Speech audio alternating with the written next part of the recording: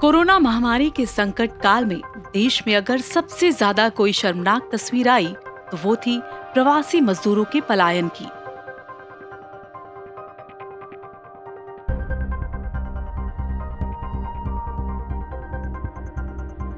सैकड़ों हजारों किलोमीटर के अपने घरों की यात्रा वो पैदल ही चलकर तय करते थे।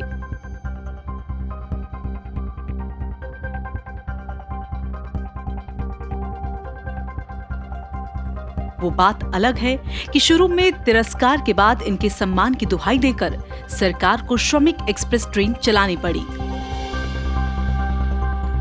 उसी ट्रेन से तमिलनाडु से यूपी के कन्नौज पहुंचा ये परिवार इस उम्मीद से कि घर पहुंच जाएंगे, बीमारी और भूखमरी दोनों से बच जाएंगे, लेकिन ऐसा हुआ नहीं।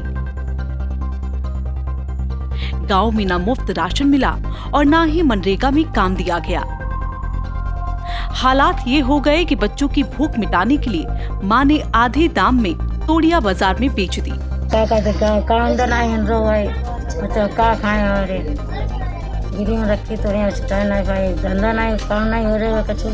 कितने बच्चे हैं आपके? हमारे 9 बच्चे हैं, 2 जने हम हैं, 11 लोग हैं।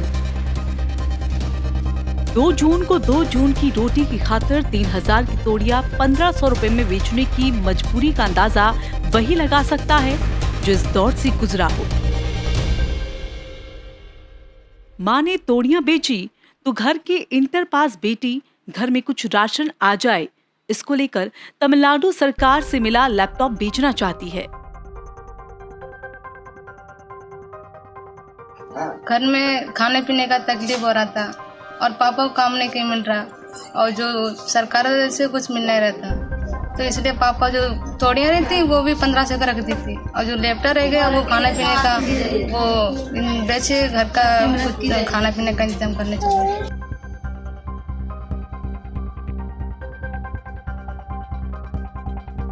ये हैं श्री राम, जो अपनी शादी के कुछ समय बाद पत्नी गुड्डी देवी को लेकर तमिलनाडु के किडलौर चले गए थे। वहां करीब 30 साल से कुल्फी बेचने का काम कर रहे थे। लॉकडाउन में काम बंद होने से 18 मई को श्रीराम पत्नी और बच्चों को लेकर ट्रेन से गांव लौट आए।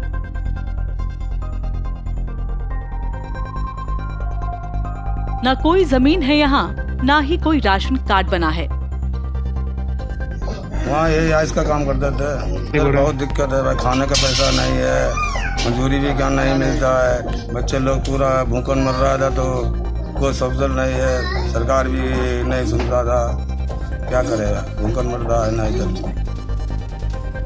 सरकार कहती है मनरेगा के तहत हर मजदूर को काम मिलेगा, लेकिन शायद ये बात कागजी ज्यादा है, क्योंकि यहाँ ना तो कोई जॉब कार्ड बना है, ना ही किसी तरह से उनकी कोई मदद ही की जा सकी है। ये परिवार अब खेतों में मजदूरी पर भुट्टा तोड़ने का काम कर रहा है। इसी से ही जैसे तैसे खर्च चल रहा है, लेकिन कितने दिनों तक चलेगा इसका भी कुछ पता नहीं। आने का कुछ भी खाने नहीं मिलता, सरकार कुछ खाने के दे, चौपट हो गया पूरा। घर आने के बाद से नाउमीदी और मायूसी इस कदर बढ़ गई है कि लोग ट्रेन चालू होते ही फिर से तमिलनाडु लौट जाने का मन बना चुके हैं। यानी जिस रोजी रोटी के लिए यहाँ से तमिलनाडु गए, संकट के वक्त में जीवित रहने के लिए फिर अपने घर लौटे और अब यहाँ से हाथ लगी नाउमीदी उन्हें फिर से वहीं वापस लौटने को मजबूर कर रही है। और अगर ऐसा हो जाता है तो फिर मजदूरों श्रमिकों को लेकर बड़े बड़े दावे वादे करने वाली सरकार से लोगों का एतबार कम हो जाएगा। ये हुक्मरानों को याद रखना चाहिए।